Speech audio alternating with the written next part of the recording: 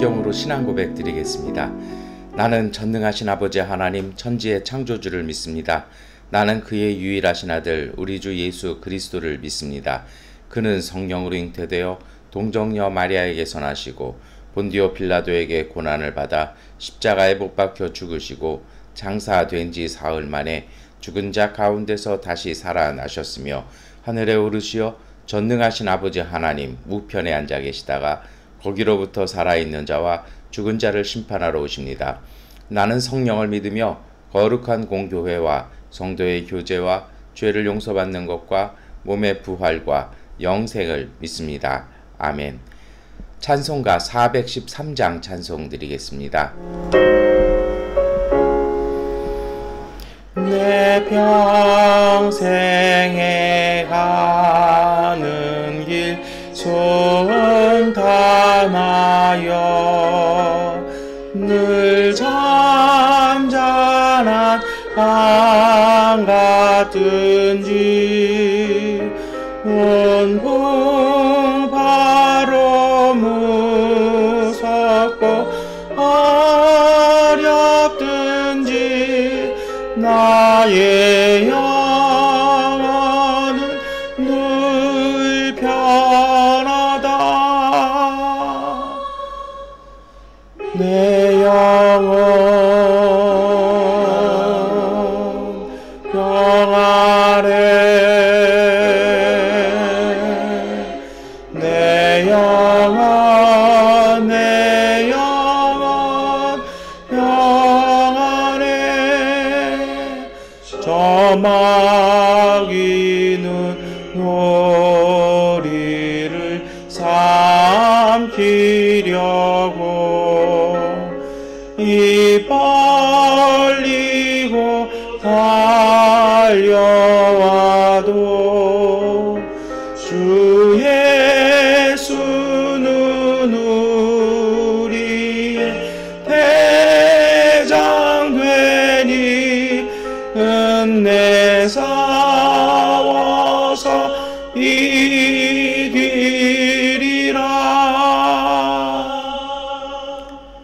내 영혼 평안해. 내 영혼 평안해. 내 지은 죄 종빛 같더라도 주 예수께 따르면 그 십자가 비로소 다시 쓰사 있는 보다 더 정하리라. 내 영혼 평안해. 내 영혼 평안해.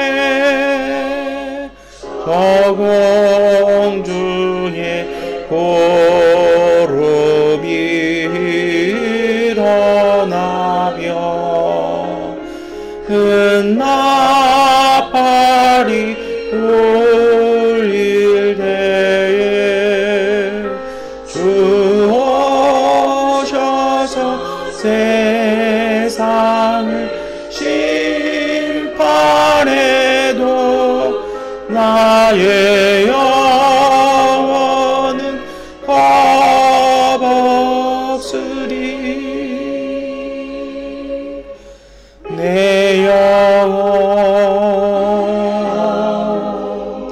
평안해. 내 영혼 평안해.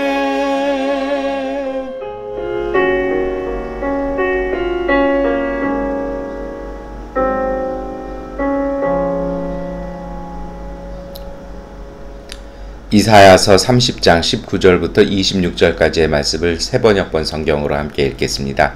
예루살렘에 사는 시온 백성아, 이제 너희는 울 일이 없을 것이다. 내가 살려달라고 부르짖을 때에 주님께서 틀림없이 은혜를 베푸실 것이니 들으시는 대로 너에게 응답하실 것이다. 비록 주님께서 너희에게 환난의 빵과 고난의 물을 주셔도 다시는 너의 스승들을 숨기지 않으실 것이니 내가 너의 스승들을 직접 뵐 것이다. 내가 오른쪽이나 왼쪽으로 치우치려 하면 너의 뒤에서 이것이 바른 길이니 이 길로 가거라 하는 소리가 너의 귀에 들릴 것이다. 그리고 너는 내가 조각하여 은을 입힌 우상들과 내 부어 만들어 금을 입힌 우상들을 부정하게 여겨 마치 불결한 물건을 내 던지듯 던지면서 눈앞에서 없어져라 하고 소리칠 것이다. 내가 땅에 씨앗을 뿌려 놓으면 주님께서 비를 내리실 것이니 그 땅에서 실하고 기름진 곡식이 날 것이다. 그때 너의 가축은 넓게 트인 목장에서 풀을 뜯을 것이다. 밭 가는 소와 나귀도 아무 것이나 먹지 않고 티와 부삽으로 까부르고 간을 맞춘 사료를 먹을 것이다. 큰 사륙이 나고 성의 탑들이 무너지는 날에 높은 산과 솟은 언덕마다 개울과 시냇물이 흐를 것이다. 주님께서 백성의 상처를 싸매어 주시고 매맞아 생긴 그들의 상처를 고치시는 날에 달빛은 마치 햇빛처럼 밝아지고 햇빛은 7배나 밝아져서 마치 7날을 한데 모은 것 같이 밝아질 것이다. 아멘. 여러분, 오늘 아침에 이사야서 30장 19절부터 26절까지 말씀 함께 읽으셨습니다. 오늘 이 말씀은요, 하나님께서 이제 백성들에게 주시는 말씀인데요. 어떻게 보면 응답의 말씀인 것 같아요.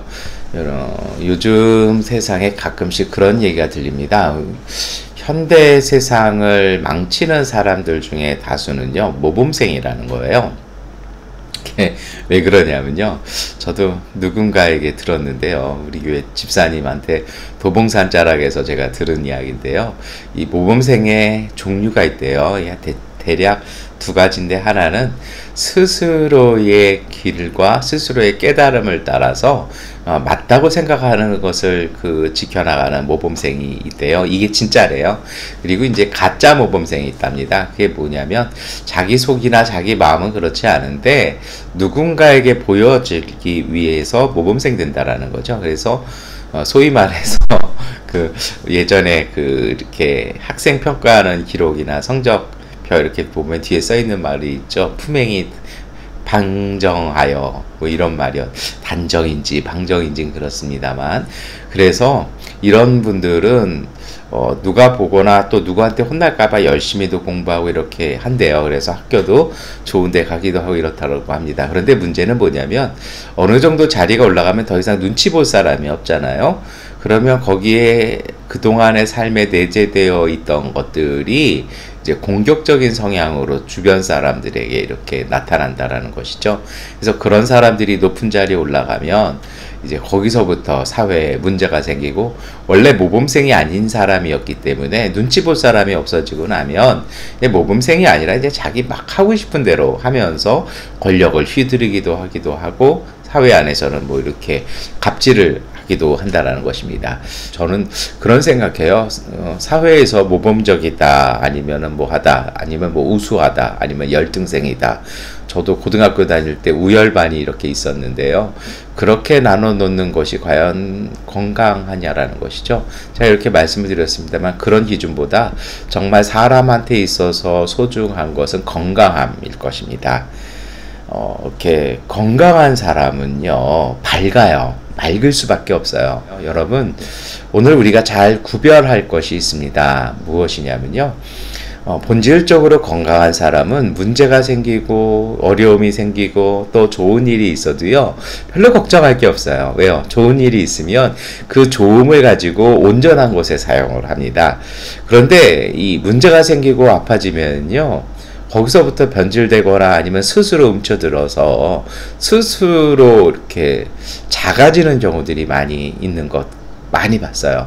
그래서 여러분, 정말 저는 사람이 삶을 살아가면서 볼 것은요, 사회 속에서나 아니면 또 신앙생활 하면서 우리가 모범적이냐, 우리가 우수하냐, 열등하냐의 문제가 아니라 우리가 과연 건강한지, 문제입니다. 이게 참 달라지는 것 같아요. 오늘 우리가 읽었던 이사야서 30장 19절부터 26절까지의 말씀은 바로 여기에 대해서 얘기합니다. 어떻게 사람이 근본적으로 건강할 수 있느냐라는 것입니다. 예전에 어떤 분과 이렇게 오래 교제하면서 느낀 것이 있었어요.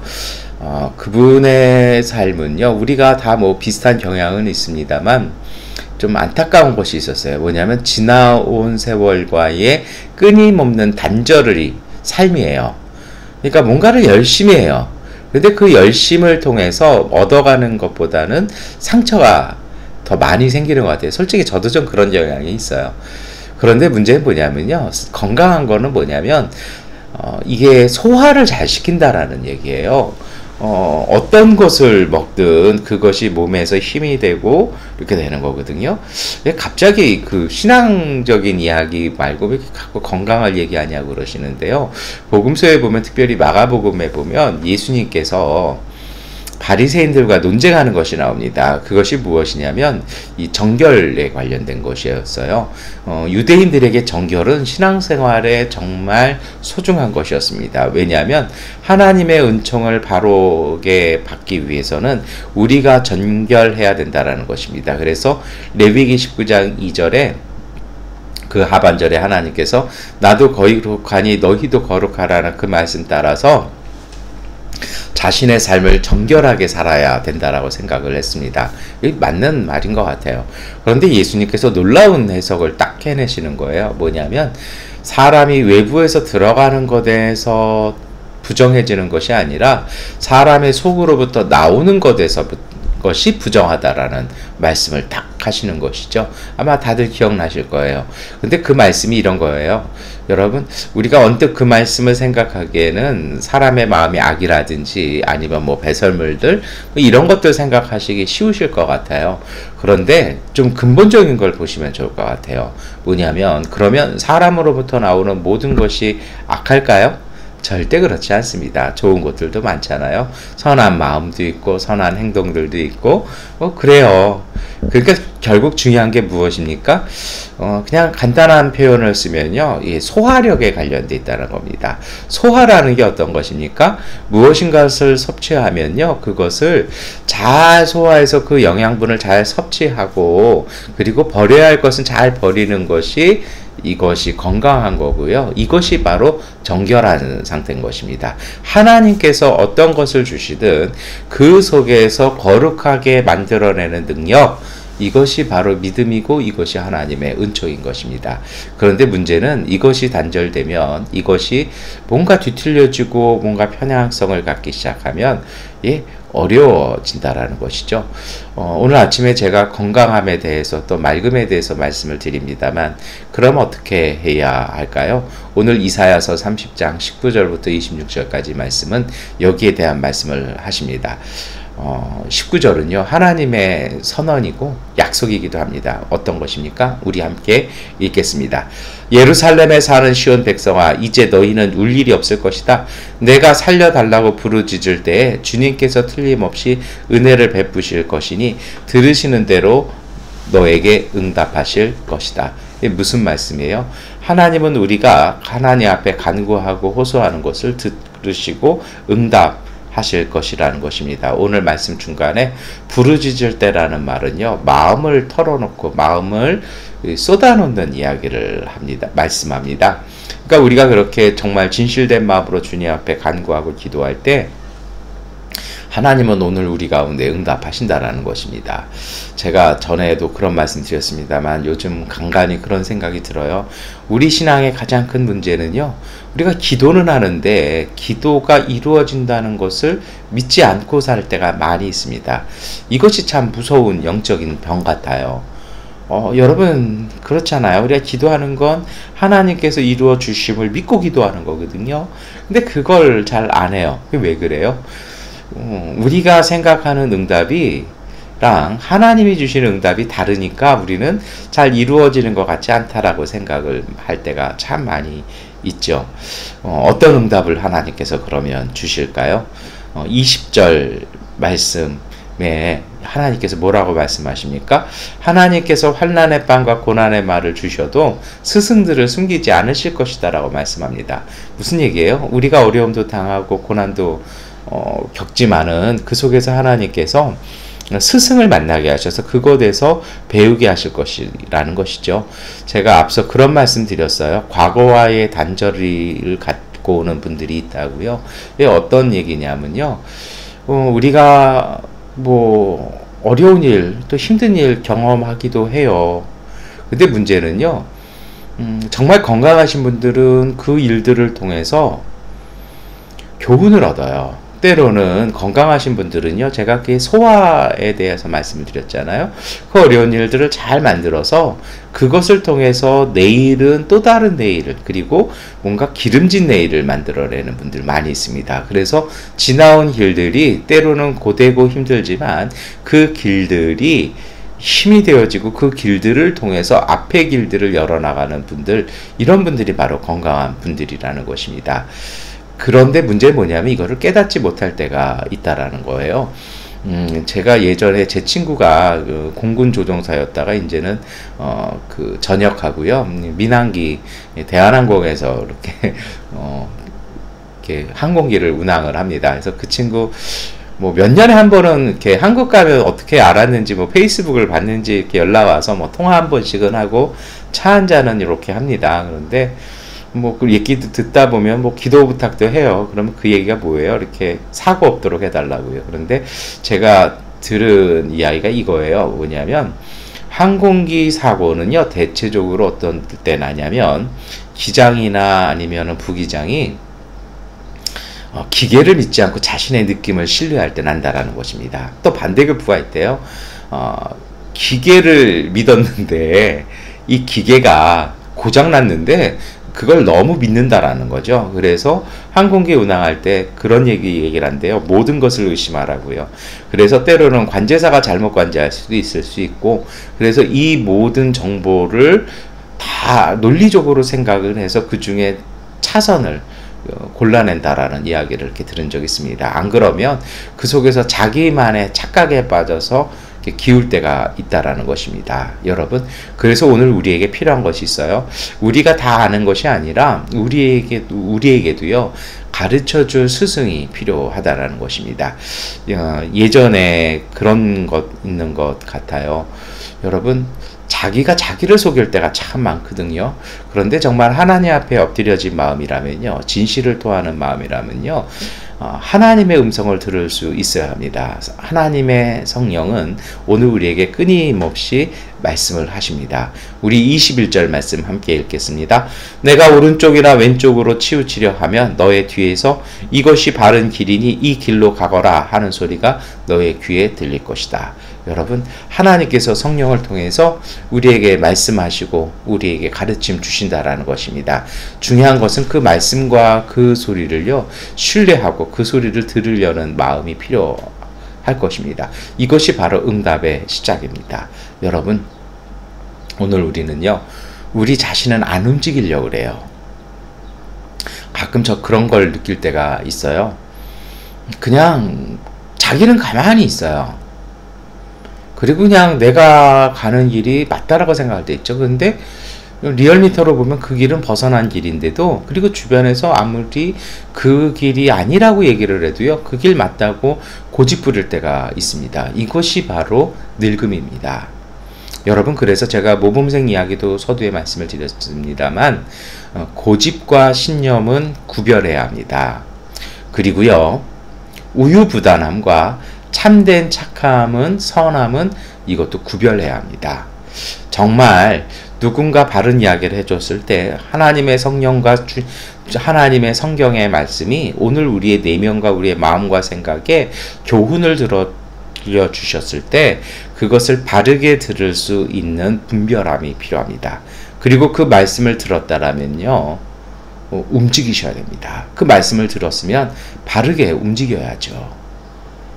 여러분, 그게 아니라면 되게 이 문제가 있는 거예요. 주님께서 말씀을 해주셨으면, 하나님께서 응답해 주셨으면 그것을 듣고 즉각적으로 움직이는 순발력이 필요합니다. 그 말씀이 맞았으면요, 즉각 삶의 것들을 바꿔야 돼요. 근데 왜 이걸 못 바꿔요? 아, 이렇게 하면 이거 문제인데, 이거 지금까지 내가 이렇게 한 거 아까워서 어떡하나? 근데 그거 틀린 길 아니에요. 그러니까 여러분, 이 분별력과 함께 필요한 것이 순발력입니다. 근데 중요한 것은요, 이게 없으니까 우리는 하나님의 성령께서 우리에게 스승되어 주셔서 알려주셔도 그걸 가려고 하지 않는다라는 것이죠. 멈칫멈칫하고 주저주저 하다가 그 길이 닫히고 그 문이 막히는 것을 많이 볼 때가 있습니다. 여러분, 그래서 오늘 우리가 정말 믿음이 있다라면요, 성령께서 우리에게 말씀을 주시고 인도해 주실 때 즉각적으로 순종하는 믿음이 필요하다라는 것입니다. 두 번째 측면이 있습니다. 그것이 바로 22절부터의 22절 말씀인데요. 무엇이에요? 22절 말씀이요. 정한 것과 온전한 것과 온전하지 못한 걸 분별한다는 거예요. 제가 앞에서 21절 말씀드리면서 얘기했잖아요. 내가 지금까지 해온 것이 아까워서 못한다고요. 내가 막 공을 들여서 은으로도 금으로도 막 물건을 만들어놨어요. 우상을 만들어놨어요. 그런데 하나님의 응답은요, 그것에 대한 분별력을 주셔서 이것을 딱 보게 하신다라는 것이죠. 여러분, 이 과감하게 던져버릴 수 있는 이 능력과 이 순발력, 이것을 누가 주시는 것입니까? 사실은 오늘 우리가 갖는 것이 아니고요, 하나님께서 주시는 응답입니다. 이게 진짜 응답이에요. 그거를 버리면 되는 거거든요. 독을 가까이 하고 있으면 이제 독을 버리면 되는 거 아니에요? 이게 바로 하나님 주신 응답입니다. 그런데 이 응답을 받지 않을 때가 있다라는 것이죠. 세 번째 부분이 있습니다. 그것이 바로 23절, 24절 말씀인데요. 하나님께서 은혜를 주셔서 하는 일에 복을 주실 것이라는 거고요. 24절 말씀 같은 경우에 어떤 말씀입니까? 환난이나 고난이 와도 하나님께서 피할 길 주신다라는 것입니다. 근데 이 말씀 묵상하면서 저는 그런 생각이 들어요. 예전에 그런 걸 본 적이 있어요. 어떤 분 이렇게 오랜 기간 동안 상담을 해드리는데, 제가 나중에 상담을 중단했습니다. 왜냐하면 이분은 상담만 받고 싶어 하세요. 근데 문제는 뭐냐면 본인의 마음과 내면에 가시가 박혀 있어요. 그러니까 그 가시를 스스로 뽑아버리셔야 되는데 가시를 안 뽑으려고 그래요. 그러니까 나중에 보니까 이 상담이 아니라 밀당이 되고 있어요. 이 밀당은 뭐예요? 제가 해준 얘기가 맞다 틀리다 논쟁을 하고 있다는 것입니다. 그럼 그 이미 서로 간에 신뢰는 없는 거거든요. 그래서 제가 이건 그냥 기도할 문제입니다 하고 제가 마무리를 했는데요. 여러분, 이렇게 말씀을 드릴 수가 있을 것 같아요. 우리의 입 안이나 목 안에 가시가 박혔다고 생각해 보십시오. 아무리 맛있는 음식을 집어넣고요, 아무리 영양가 있는 음식을, 아무리 천하의 영약을 먹는다고 생각을 해보세요. 그걸 먹을 때마다 그 가시가 얼마나 아프겠어요. 못 먹는 거죠. 어떠한 걸 주어도 그건 소화가 안 됩니다. 그 가시를 뽑아내기 전까지는요, 안 돼요. 그런데 그 가시를 뽑자 그러면요, 안 뽑아요. 그 가시의 그 아픔을 즐기는 것 같아요. 그 고통과 아픔에 중독돼 버린 것이죠. 여러분, 이거 우리가 뽑으셔야 합니다. 하나님이 주신 응답과 축복은요, 정말 하나님께서 오늘 우리가 읽었던 20절 말씀처럼요, 하나님께서 우리 기도에 응답을 해주십니다. 우리에게 스승이신 예수님을 통해서, 성령을 통해서 하나님의 말씀을 듣습니다. 이 길이다, 저 길이다. 그리고 그 길로 가게 됐을 때 22절 말씀처럼요, 분별하게 됩니다. 그렇게 분별해서 우리 속에 부정한 것들을 다 버리고 쏟아버리게 되면요, 23절의 말씀처럼 하나님께서 우리가 하는 일에 복을 주십니다. 왜 그래요? 제가 서두에 말씀드렸잖아요. 건강하거든요. 무엇을 만나든요, 그것을 잘 소화해서 정말 열매로 만들어 놓거든요. 그러니 어떻게 되는 것입니까? 그런 분들은요, 정말 지혜가 있어요. 또 하나님께서 은혜 주셔서 남들은 안 돼도 길을 봐요. 그 코로나19나 여러 가지 어려운 상황에서도 어떻게 살아갈 수 있는 길이 그 상황에 영향을 받지 아니하고 살 수 있도록 정말 하나님께서 높은 산과 솟은 언덕마다 개울과 시냇물 주신다라는 것입니다.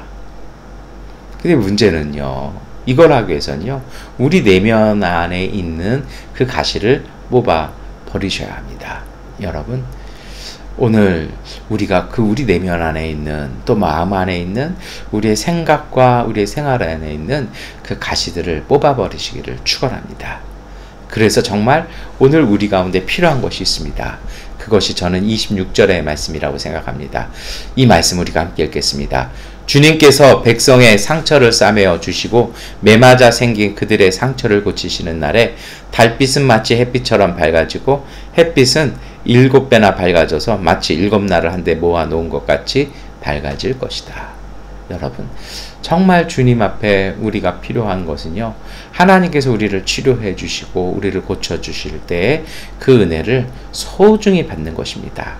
우리가 주님 앞에서 그 고침을 받을 때요, 우리가 내면과 마음과 모든 곳에서요, 주님의 고침을 받을 때 정말 달빛이요, 그 작았던 빛이 놀랍도록 커지고요, 햇빛이 7배나 밝아져서 7날 한데 모을 것이라는 것은요, 하루의 삶이 7날의 삶보다 더 귀하고 힘있게 될 것이다 라는 말씀이죠. 오늘 우리에게 필요한 것이 있습니다. 오늘 하루의 삶을 또 살아가면서요, 여러분, 우리의 내면과 우리의 마음속에 혹시 상처진 곳은 없는지, 혹시 아픈 곳은 없는지, 혹시 터진 곳은 없는지 주님 앞에 나와서 기도했으면 좋겠습니다. 오늘 이 시간 하나님, 저희들의 마음과 생각과 영혼을 고치셔서 건강하게 하여 주시옵소서. 정말 오늘 우리의 상처를 싸매어 주시고 오늘 우리의 상처를 고쳐 주셔서 달빛이 햇빛처럼 밝아지고 해가 7날처럼 더 밝아져서 우리의 가는 길을 분별하게 하시고 우리 안에 있는 모든 부정한 것을 분별하며 그것을 쏟아내버리고 하나님, 우리에게 우리의 손이 닿는 곳마다 열매 맺는 건강하고 복된 삶 되게 해달라고 기도하고 승리하시기를 축원합니다. 기도하겠습니다. 전능하신 아버지 하나님, 오늘 우리의 삶 가운데 은혜 주시니 감사합니다.